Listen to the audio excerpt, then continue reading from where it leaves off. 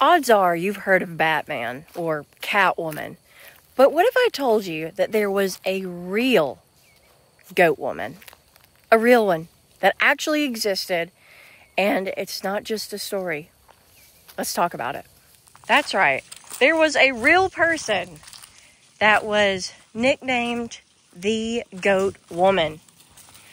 And I had never heard of her ever before.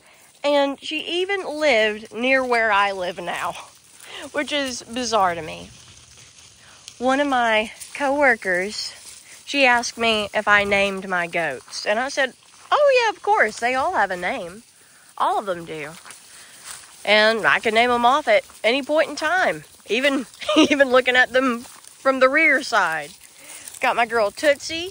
There I've got Gazelle, Oreo, Opal, Honey. That's Honey's daughter. That is Ice Ivory, Dottie, Phoebe, and so on. I know my goats. I can name them all. They're very special to me. And she said, oh, that reminds me of the Goat Woman. You've heard of her, right? No.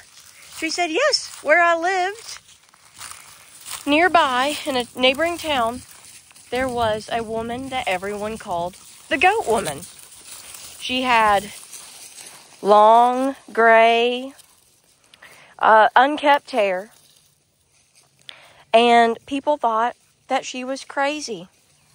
That she had lost her mind. The people that were coming through from another town who didn't know her thought that she looked like she was homeless. They judged her. And she said, well, you wouldn't believe it.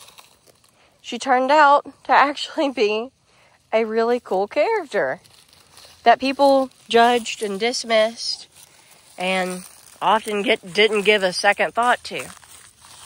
And so I want to share the story today of the Goat Woman of Smackover, an Arkansas legend, but I think you're going to enjoy this story too. I can't believe this.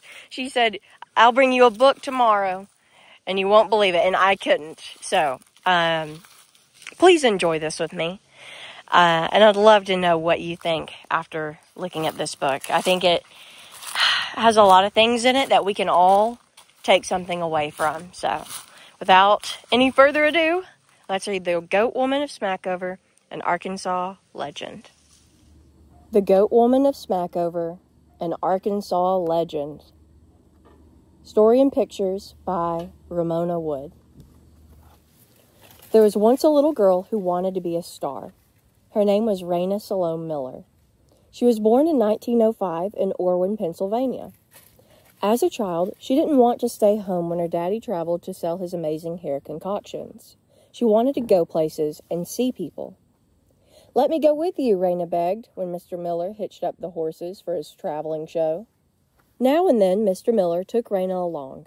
Step right up, folks. New and improved, guaranteed to make your hair shine as never before, Raina's father announced to the doubtful townsfolk. People yawned and walked away. Then Raina climbed onto the wagon bench. She stood tall and proud. Just look at her long, shiny hair, Mr. Miller cried. She's used this fine tonic since she was a baby. Have you ever seen such beautiful hair in all your life? I'll take a bottle, one lady said. Soon it was selling like hotcakes. Raina felt like a star. And a star she became. Raina had a gift for performing and could play any instrument she tried. Her parents made sure she went to the best music schools in the country. She worked hard at her music lessons and as a young woman was invited to play the piano at the world-famous Carnegie Hall in New York City. Where will Raina show up next, her fans wondered. The next thing she knew, Raina was boarding an ocean liner for Europe, starring in the greatest show on earth. Raina loved the excitement of traveling to faraway places with the Ringling Brothers, Barnum and Bailey Circus. People watched in wonder as she played 7 instruments at one time. How does she do that? She was Raina, the amazing one-girl band. It seemed like nothing could stop her now. But money troubles were brewing all around the world, making it hard for people to earn a living. The big circus tour ended, leaving talented people on the streets. Returning to the U.S., Raina joined a small traveling circus that toured the back roads and countrysides for pennies. At least I'm still making music, Raina thought, traveling through the night to the next town. But the pennies became fewer, and the circus finally split up in Camden, Arkansas. It was 1929, the start of the Great Depression. Raina was very far from home and had no money. What was she to do? Raina and a circus partner, Charles Meyer, decided to marry and try their luck in nearby Smackover, Arkansas, a once booming oil town. Raina and the mister, as she called her much older husband, packed up their Model T circus truck and drove it to the middle of downtown Smackover. They set up housekeeping with their pet goats. The townspeople weren't used to poor circus folk who raised goats in town. Some of them laughed and whispered about the goat woman. Others just stared. Raina grew afraid of being around people. The mister built a very high wall all around their home on wheels. Out front, he opened a used tire business. Raina rarely left her home. Raina no longer felt like a star. For nearly 20 years, she spent the daytime hours in her little yard behind 4 high walls. She no longer wanted to go places and see people. In the darkness, however, the goat woman would slip out to walk barefoot down the streets of Smackover. One night, Raina took a longer walk than usual under a full moon. She was startled by her reflection in a store window. This timid creature can't be me, she thought. Raina was tired of hiding. She wanted to be happy as she had been long ago. How could she make this happen? The next morning, the sun beamed warmly onto Raina as she fed her goats. A pushy billy goat butted the other goats and then ate their food.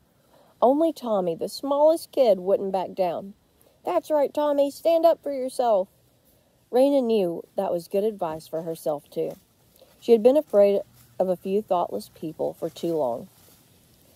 Bit by bit, Raina learned she didn't have to be afraid or lonely. Instead of hiding when folks brought their old tires to the mister's shop, Raina waved. Instead of running away when the neighbor kids giggled and peeked through the fence, she invited them in for tea. "Play your banjo for me, please," a little girl begged. Raina was flattered. Kids came from all over town to see where the party was.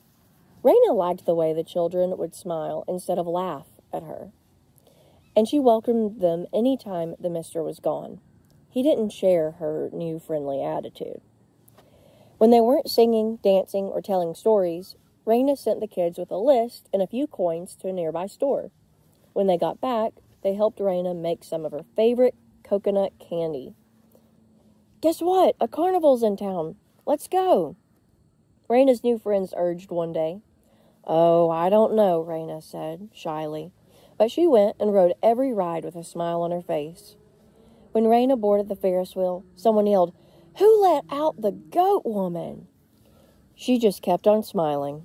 She wasn't going to let someone's rudeness spoil the day. By and by, Raina and the mister decided to move. They packed their belongings, goats and all, into the circus truck and moved to Smackover Creek, 3 miles from town off Highway 7. Raina didn't hide behind a tall fence anymore. She tended her goats for all to see. Raina made friends with her new neighbors. One lady had a mentally handicapped son and didn't go out much. "Oralee," Raina said, "make sure that boy of yours gets some of this good goat's milk." Raina and her trained goats began to share their music at every chance. She dropped her chores to entertain a couple of restless teenagers or an entire troop of campfire girls. Folks lined up along the highway when Raina put on a show, and the local country church was never the same when her gospel music rocked the rafters. Raina was full of surprises. One day, she said to a young neighbor, "Close your eyes, dear." She gently placed a new baby goat in her arms. "He's yours." Friends were there for Raina in bad times as well as good times. When the creek flooded in the spring, they helped the Myers get to higher ground. The mister became ill, and neighbors worried about him. "It's too cold in that drafty old truck." They collected some money and built them a 1-room house. But Charles Meyer was very old, and he died in April of 1963. Hard times didn't get Raina down for long. Instead of caving into her troubles, Raina reached out even more. She accepted an invitation to perform with her goats on local television, her largest audience ever. The goats shuffled into the slick-floored studio for the early morning show. One of them clambered onto the piano to stand at attention while Raina sang an elegant solo. Then each animal sang out on cue before joining her in a rousing polka. Raina never became a national celebrity, but she sparkled like a star in South Arkansas. As the goat woman grew older, folks asked why she never went back east to see her relatives.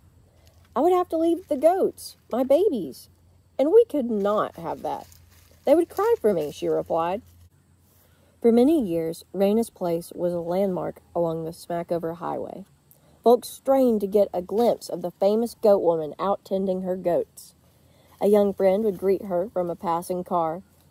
"Love life," Raina called out. "Live long." Raina did just that.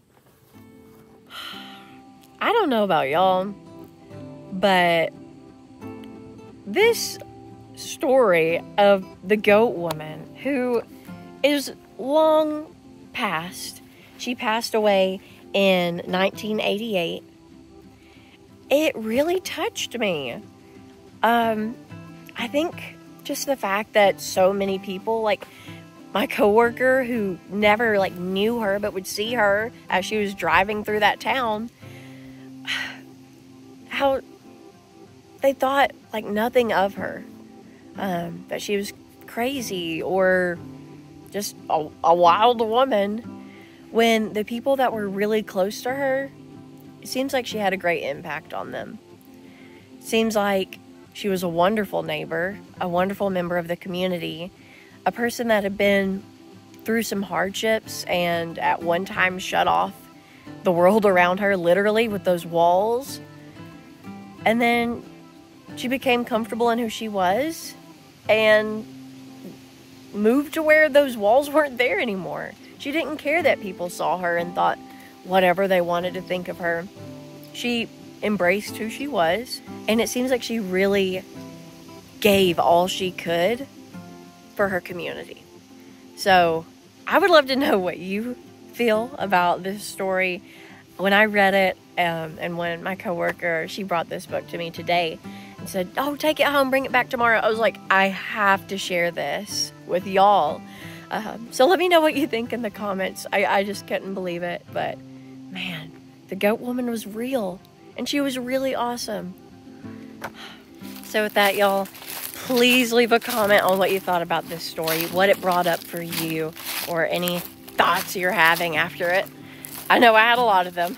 Also, we still have some soaps in our Etsy shop. If you haven't gotten over to that, I'll have that in the comments pinned. And y'all, I've got to get back to being my own goat woman.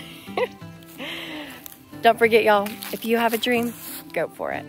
Bye. See y'all next time.